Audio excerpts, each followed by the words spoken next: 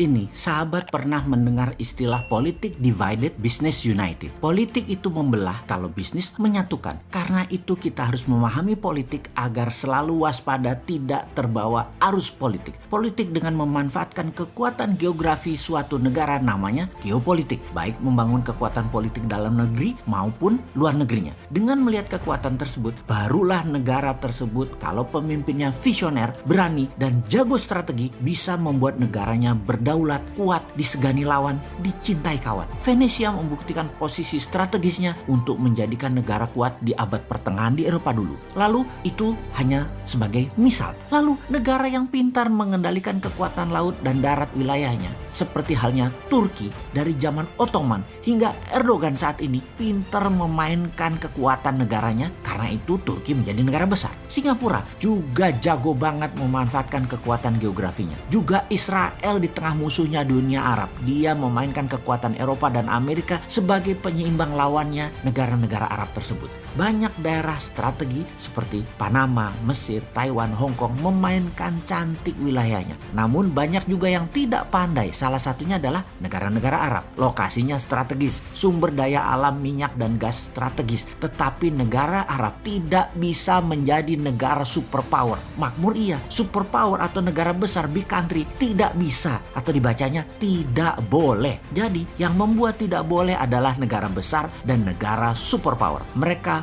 rule the world saat ini. Karena itu dalam kacamata pertahanan negara, negara besar punya nation interest, punya tujuan bernegara terhadap negara lain. Dan kita harusnya membaca dengan teliti, karena nation interest negara lain menjadi nation threat, negara lemah. Menjadi ancaman kedaulatan negara lemah, nation interest negara besar lainnya. Kita bahas ini sejak lama. Kita kembali lagi agar paham bagaimana cara bernegara agar menjadi negara berdaulat. Agar Indonesia tidak goblok-goblok amat seperti negara-negara yang tidak berdaulat lainnya. Kita ini harusnya lebih besar dari Turki, lebih besar dari Singapura, lebih besar dari negara-negara Eropa. Harusnya. Pertama, apa yang harus kita pelajari? Pertama, kita pelajari nation interest setiap negara yang berhubungan dengan Indonesia. Paling besar itu siapa? Maka kalau kita ambil top 3, mereka adalah negara Singapura, Tiongkok, dan Amerika. Tiongkok punya banyak agenda. Satu, karena penduduknya besar. 1,5 miliar manusia yang harus dikasih makan, dikasih sarana kesehatan, dikasih sarana lainnya. Kedua, Amerika yang lapar dengan kekayaan atau pemuja materialisme dan kekuasaan.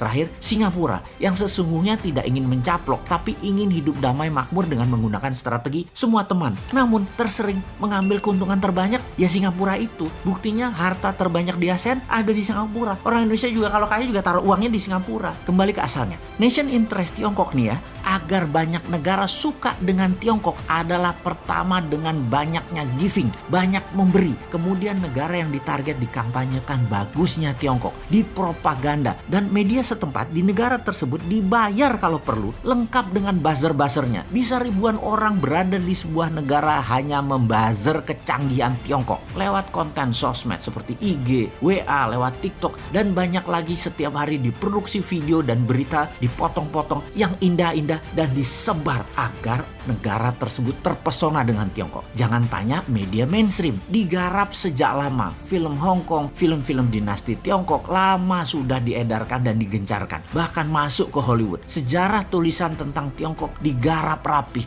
Itulah Kementerian Propaganda yang pegang dari Tiongkok. Semua informasi tersebut diorkestra dengan baik. Setelah media, apalagi yang digarap? Yang digarap adalah kebijakan-kebijakan bernegara, parlemen, dan partai-partai negara yang akan ditarget. Digarap setidaknya individunya. Orang mereka dalam tanda petik payroll, digaji, diopeni, diurusi, dimakmurkan dalam bahasa sederhananya. Namun bagi mereka yang tidak paham idealisme bernegara, semua itu seperti business as usual, kayak lagi bisnis biasa aja. Padahal mereka ini diarahkan untuk memuja Tiongkok, tetapi di kepala mereka ini bisnis kok gitu ya.